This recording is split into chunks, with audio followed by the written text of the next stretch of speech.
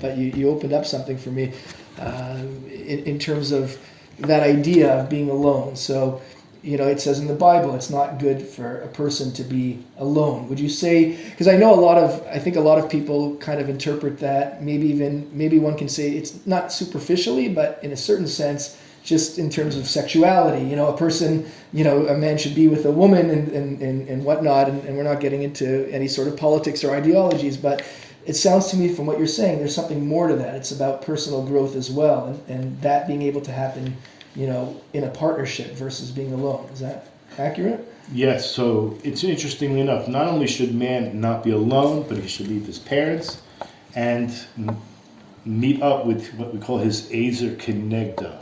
Those words in Hebrew Ezer is a helpmate, a helper.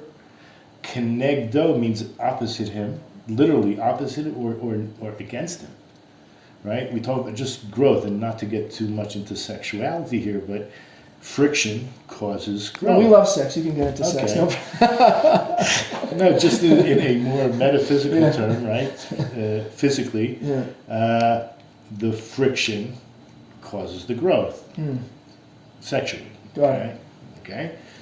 So emotionally and psychologically and everything else, it's going to be that kenegdo. It's that opposing force. And I'll just say it, men and women are different. So different. What? It's almost like it's actually a miracle.